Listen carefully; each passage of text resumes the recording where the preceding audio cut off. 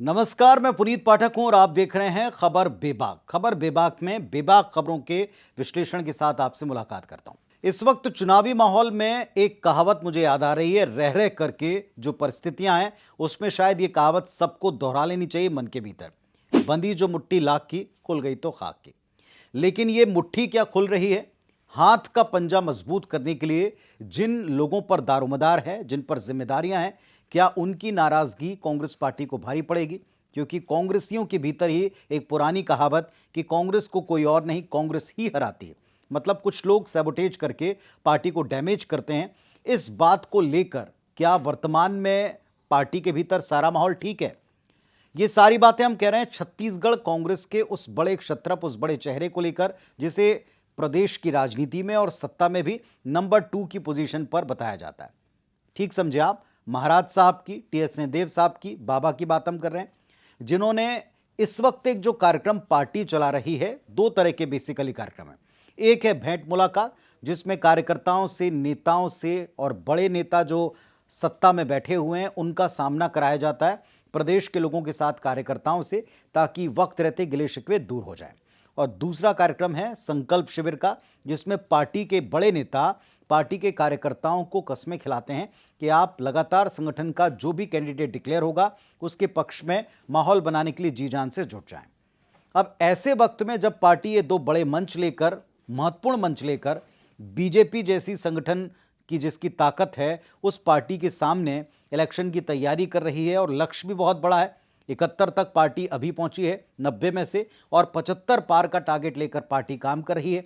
तो ऐसे में एक एक क्षत्रप का साथ होना और मुट्ठी का बंधना जरूरी। लेकिन ऐसे ही दौर में जो नंबर 2 पोजीशन के बड़े नेता हैं, जिनको हाल ही में उप मुख्यमंत्री बनाकर पार्टी के आला कमान ने, शीर्ष नेताओं ने, पार्टी के राष्ट्रीय अध्यक्ष ने और बड़े नेताओं ने समझा कि संभवतः इलेक्शन के आते आते तक सब कुछ ठीक हो जाने वाला है।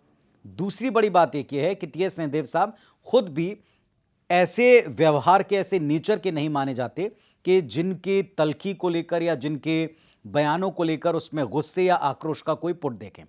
शिकायतें रही हैं, उनके कुछ शिकवे रहे हैं, कुछ उनकी मैं कह सकता हूं सियासी मजबूरियां भी रही हैं, जिनका जिक्र उन्होंने हर बार किया है अलग अलग मंचों पर और पब्लिक डोमेन में। लेकिन ये पहली बार हुआ जब राजपुर के भेंट मुलाकात कार्यक्रम के मंच पर उन्होंने जिला अध्यक्ष के बीच में, जिला इकाइयों के बीच में, ये भी याद रखें कि जिला इकाइयां इस वक्त कैंडिडेट को फाइनल कर रही हैं। मतलब अपनी अनुशंसा के साथ में वो जो उनके पास 5 नाम आए हैं ब्लॉक से, उनमें से 2 नामों को हटाते हुए 3 नामों को आगे बढ़ाने वाली हैं। ठीक ऐसे वक्त पर जो भेंट मुलाकात कार्यक्रम है उसके मंच पर टीएस सिंहदेव का जाना और उस इलाके के 2 विधायकों के बारे में खुलकर बात करना। एक विधायक तो जग जाहिर है, बृहस्पत सिंह साहब।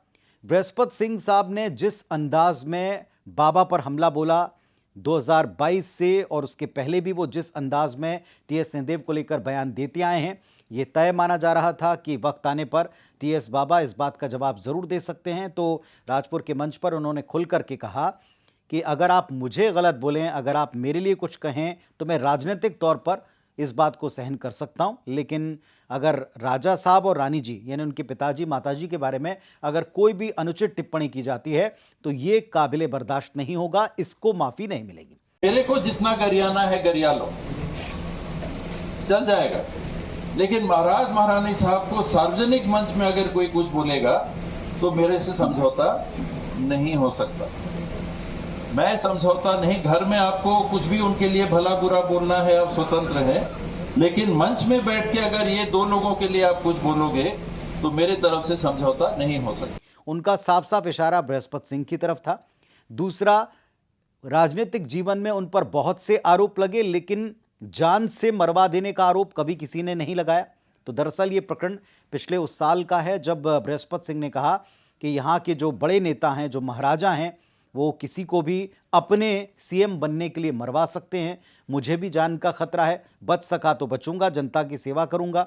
बाद में उन्होंने इसकी शिकायत तक कराई और उनके एक रिश्तेदार के ऊपर एफआईआर दर्ज हुई। बाद में उनकी दुखद मृत्यु भी हो गई राजा साहब की। तो कुल मिलाकर राजा साहब ने कहा कि ये जो जान से मार देने का आरोप उनके ऊपर राजनीति के क्षेत्र में लगा है, इसे वो बर्दाश्त नहीं कर सकते। दूसरा, अपने माता पिता के खिलाफ टिप्पणियों को बर्दाश्त नहीं कर सकते। उनका साफ इशारा बृहस्पत सिंह की तरफ था। तो अब बृहस्पत सिंह और ख़ास तौर पर उन्होंने जिला इकाई में, फिर याद दिलाऊंगा, जिला अध्यक्ष के मंच पर बैठे हुए उन्होंने अगर ये बात की है तो वहीं से नाम फाइनल होकर आने हैं पीसीसी तक। वहां से जो भी नाम अनुशंसाओं के साथ आएंगे केवल उन्हीं में से किसी एक को टिकट मिलना तय हुआ है। ये कांग्रेस पार्टी की प्रक्रिया है। तो ऐसे मंच के ऊपर उनका ये कहना अपने आप में बहुत बड़ी बात। दूसरा उनका निशाना सामरी से विधायक चिंतामणि महाराज के ऊपर है। संस्कृत के बड़े विद्वान हैं वे और संस्कृत के लिए लगातार वे काम करते रहे हैं। सिंपल एक नेता माने जाते हैं। अभी हमने जब सरगुजा संवाद किया था IBS 24 ने, तो उसके मंच पर भी उनसे संवाद मेरा भी हुआ था और मैंने कई बार उनसे कई तीखे सवाल पूछे थे, लेकिन उनके प्रति भी राजा साहब की नाराजगी खुलकर मंच पर आ गई। उन्होंने कहा कि कई नेताओं ने अपने लिए दरवाजे खुद बंद किए। उन्होंने चिंतामणि महाराज को लेकर के कहा कि सामरी से बहुत से लोग अब शिकायत कर रहे हैं वहां के विधायक की निष्क्रियता को लेकर, वहां के विधायक के परफॉर्मेंस को लेकर, लेकिन वे वहां की जनता को अब कैसे भरोसा दिलाएं? क्योंकि एक वक्त आया जब सामरी से विधायक, जो पहले चिंतामणि महाराज खुद ही बड़े क्लोज माने जाते थे राजा साहब के, TS सिंहदेव के, एक दौर जब आया जब एक पार्टी के भीतर ध्रुवीकरण जैसी स्थिति बनाने की कोशिश की जा रही थी कुछ लोगों के द्वारा, वही 2.5 साल के सो कॉल्ड फॉर्मूले पर उस वक्त कुछ लोगों ने किनारा करना शुरू कर दिया था TS बाबा से, और उनमें से एक चिंतामणि महाराज भी थे। ये आज स्वयं वे खुलकर कह रहे हैं। उन्होंने कहा कि बीच में तो दुआ सलाम तक बंद कर दी थी चिंतामणि महाराज ने, लेकिन अब उन्होंने दुआ सलाम शुरू कर दी। लेकिन मैं उस इलाके के लोगों को, कार्यकर्ताओं को कैसे अब आश्वस्त कर सकता हूं कि आप उसी चेहरे पर फिर से मतदान करें या उस चेहरे के लिए आप काम करें। उनका साफ इशारा था कि वो एक सीट जो बृहस्पत सिंह की है वहां जो कुछ भी होगा उसमें कोई दखल नहीं देंगे। दूसरी जो सामरी से जो चिंतामणि महाराज वाली जगह है उसमें उन्होंने खुद दरवाजे बंद किए हैं, इसलिए मैं उसके बारे में कुछ नहीं कहूँगा। अब बड़ी बात यह है कि TS सिंहदेव को डेप्यूटी CM बनाने के बाद कांग्रेस पार्टी के राष्ट्रीय नेतृत्व ने जो सोचा था कि सब कुछ ठीक है, ऐसे वक्त में राजा साहब का ये बयान, वो भी जिला इकाई के सामने, वो भी सार्वजनिक पब्लिक डोमेन पर, ये क्या पार्टी के भीतर वाकई सब कुछ ठीक है वाली स्थिति है? बीजेपी तो मानकर चल रही है कि कांग्रेस की इसी स्थिति पर उसको कई सारी सीटें सरगुजा में मिल जाएंगी। पिछली बार क्लीन स्वीप किया था, 14 की 14 सीटें कांग्रेस की झोली में थीं, लेकिन अब की बार एक बड़ा डैमेज देने की कोशिश बस्तर के बाद में सरगुजा में पार्टी कर रही है, बीजेपी कर रही है। तो बीजेपी को अब भी उम्मीद है कि जो स्थिति अभी राजा साहब के बयानों से झलक रही है वो उसका पूरा फायदा उठाएगी और वहां सीटें गेन करेगी। और एक बड़ी बात, जो 21 की पहली लिस्ट बीजेपी ने कैंडिडेट की जारी की है छत्तीसगढ़ के लिए, इसमें से 5 नाम उस सरगुजा से ऑलरेडी वो दे चुकी हैं। मानकर चलते हैं कि जो दूसरी लिस्ट आएगी इसमें बाकी के नाम भी सरगुजा से आ सकते हैं। तो इतनी जल्दी अपने इलाके में एक तरफ बीजेपी के कैंडिडेट उतरकर काम शुरू कर चुके हैं और दूसरी तरफ अगर ये स्थिति है तो सोचने वाली बात है कि 14 की 14 सीटें आएंगी क्या? वैसे जब यही सवाल हमने उनसे जनसंवाद के मंच पर पूछा था तो उन्होंने कहा, पिछली बार जनता ने कहा था आप खुलकर जाकर काम कीजिए, आश्वासन दे दिया था कि आपको यहाँ की चिंता नहीं करनी, वैसा माहौल वे स्वयं अभी नहीं देखते। तो राजा साहब की बातों में सारे संकेत भी हैं और सारे संकेतों में एक संकेत साफ है कि भले ही वक्त गुजर गया हो, भले ही उनको डेप्यूटी CM बना दिया गया हो, लेकिन कुछ बातों को वो अभी नहीं भूले हैं और शायद कभी नहीं भूलेंगे। पर क्या ये बात बीजेपी भूलने देगी कांग्रेस के बड़े नेताओं को? क्या वाकई में इस स्थिति का फायदा वो नहीं उठाएगी?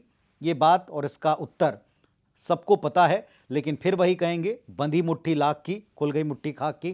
क्या ये स्थितियां आने वाले वक्त में संभलेंगी या फिर और बुरे हालात की तरफ ले जाएंगी? ये देखना होगा। ये वीडियो आपको कैसा लगा आप ज़रूर शेयर भी कीजिए, इसे लाइक कीजिए अगर आपको पसंद आए, और अगर आपका कोई कमेंट है तो आपके कमेंट का इंतज़ार रहेगा। मैं धन्यवाद, नमस्कार।